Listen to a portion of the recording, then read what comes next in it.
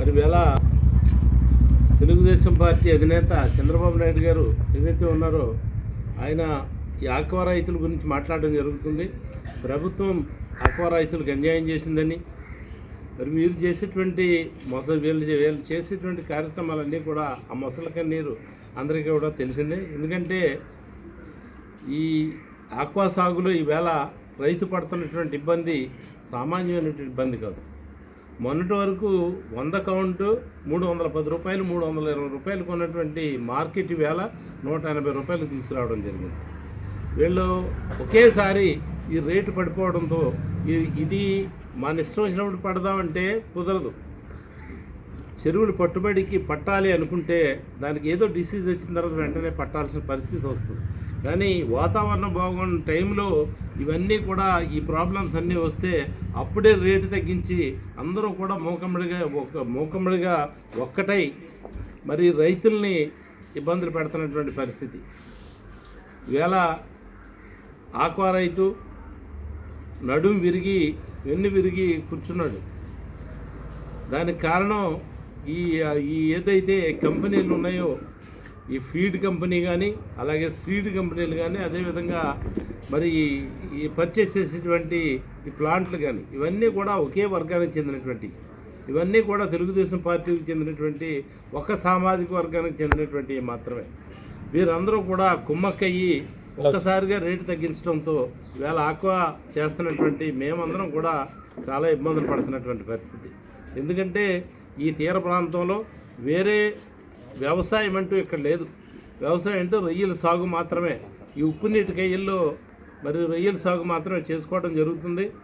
దీనికి వేరే వ్యవసాయం లేదు, వేరే ఆదాయం లేదు. కానీ ఈవేళ ఈ ఏదైతే ఈ సీడు ఫీడ్ అలాగే ఈ పర్చేస్ చేసినటువంటి సంస్థలు ఉన్నాయో ఇవన్నీ కూడా ఈ రైతును చాలా ఇబ్బందులు పెడుతున్నటువంటి పరిస్థితి. అలాగే ఈవేళ ప్రభుత్వం మీద దుమ్మెత్తి పోస్తున్నటువంటి పరిస్థితి వీళ్ళు. కానీ జగన్మోహన్ రెడ్డి గారు వచ్చిన తర్వాత యూనిట్కి ₹1.5కే ఆక్వా సాకు ₹1.5కే మేము కరెంట్ సప్లై చేస్తామని చెప్పడం జరిగింది.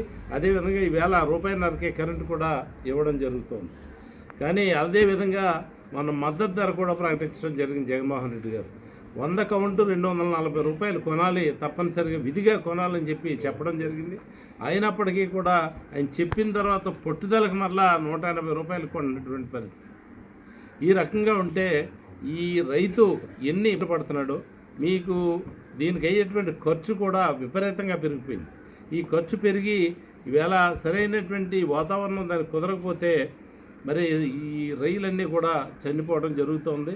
ఆ టైంలో పట్టుబడి పడితే మరి వీళ్ళు సగం రేటుకే కొని ఆక్వా రైతుని ఇబ్బంది పెడుతున్నటువంటి పరిస్థితి మనకు తెలుసు.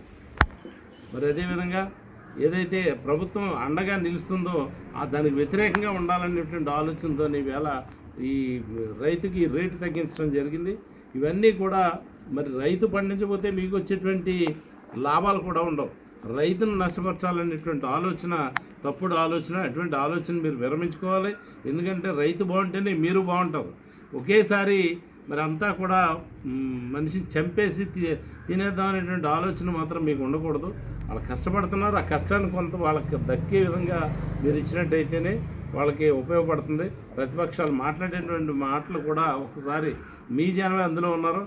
మీ వాళ్ళే పూర్తిగా ఫీడ్ కానీ సీడ్ కానీ అలాగే రైలు పర్చేస్ చేసే కంపెనీలు కానీ మీ దగ్గరే ఉన్నాయి. కాబట్టి వాళ్ళకి చెప్పండి, రైతు నష్టపోతున్నాడు, రైతు నష్టపోకుండా చూడమని చెప్పి సలహాలు ఇవ్వడం మానేసి అనవసరమైనటువంటి రాద్ధాంతం చేస్తూ ప్రభుత్వం పైన బురద జల్లడం అనేది కరెక్ట్ కాదని చెప్పి తెలియజేస్తూ, అదేవిధంగా చాలా హౌసింగ్ స్కీమ్ గురించి కూడా మాట్లాడడం జరుగుతుంది. హౌసింగ్ స్కీమ్ ఎప్పుడూ కూడా మరి జగన్మోహన్ రెడ్డి గారు పాదయాత్రలో ప్రకటించాడు. ఆయన 25 లక్షలు ఇల్లు ఇస్తానని చెప్పి 32 లక్షలు ఇల్లులు ఇవాళ పట్టాలందరికీ కూడా పేదలకు పంచిపెట్టడం జరిగింది. అదేవిధంగా గతంలో కూడా పట్టాలు ఇచ్చారు. గత ప్రభుత్వంలో కూడా ఏనాడైనా 1 సెంటు భూమి రైతు దగ్గర కొని ఇవ్వడం జరిగిందా? ఎప్పుడూ కూడా ఈ ల్యాండ్ సేలింగ్ భూములు కానీ అలాగే ఈ పొంతలో ఉన్నటువంటి పోరంబోకు భూముల్లో మీరు పట్టా ఇచ్చారు తప్పితే జిరాయితీ భూమి రైతు దగ్గర కొనేనాడైనా ఇచ్చారా? ఆ రోజు రాజశేఖర రెడ్డి గారు మొదలుపెట్టారు. రాజశేఖర రెడ్డి గారు వచ్చి రైతు భూమిని కొని పేదల పట్టాలు ఇవ్వడం జరిగింది. ఈవేళ మరి జగన్మోహన్ రెడ్డి గారు వచ్చిన తర్వాత 25 లక్షలు ఇస్తానని చెప్పి 32 లక్షలు ఇవ్వడం కూడా జరిగింది. ఇవన్నీ పేదలందరికీ ఇల్లు ఉండాలి, పక్కా గృహం వాళ్ళకు ఉండాలనేటువంటి ఆలోచనతో మరి జగన్మోహన్ రెడ్డి ప్రయాణం చేస్తున్నాడు. ఇటువంటి ప్రభుత్వంపై దుమ్ము ఎత్తుపోయడం అనేది కరెక్ట్ కాదు.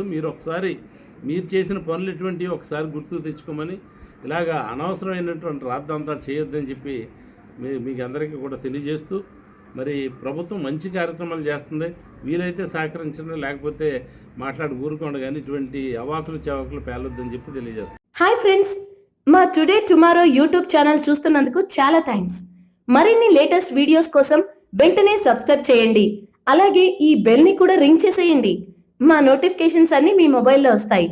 అలాగే మా వీడియోస్ మీకు నచ్చితే లైక్ చేయండి, షేర్ చేయండి, నచ్చకపోతే కామెంట్ చేయండి.